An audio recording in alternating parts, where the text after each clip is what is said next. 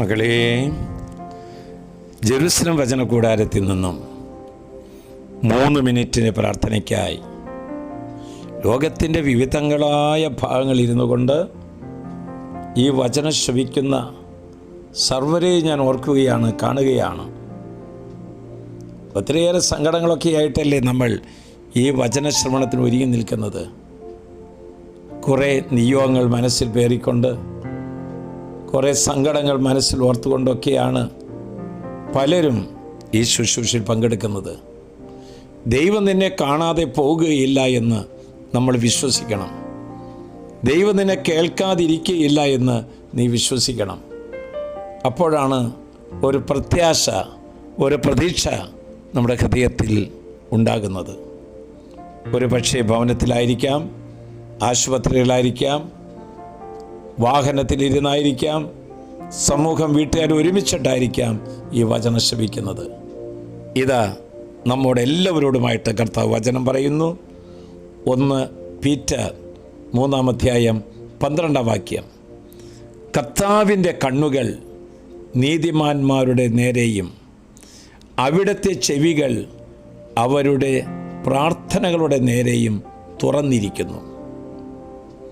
എന്താണ് വചനം നമ്മോട് പറഞ്ഞത്? കർത്താവിൻ്റെ കണ്ണുകൾ നീതിമാന്മാരുടെ നേരെ, അവരുടെ പ്രാർത്ഥനകളെ നേരെയാണ് തുറന്നിരിക്കുന്നത്.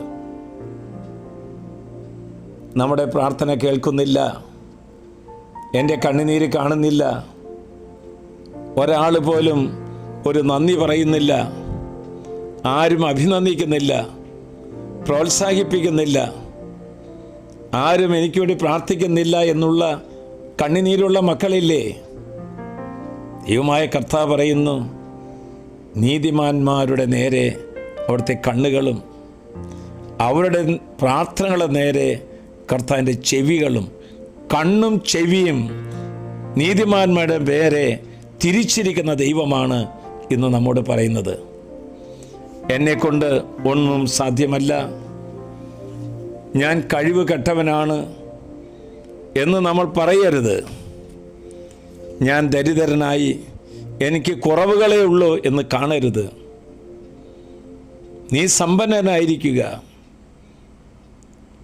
നീ ദരിദ്രനായിരിക്കുക എന്നതും ദൈവാനുഗ്രഹമാണ് എന്ന് ചിന്തിക്കാൻ കഴിയുന്നത് ആന്തരികമായ സമ്പന്നതയുള്ളവർക്കാണ്. എല്ലാവരെയും അമ്പരിപ്പിച്ചുകൊണ്ട്,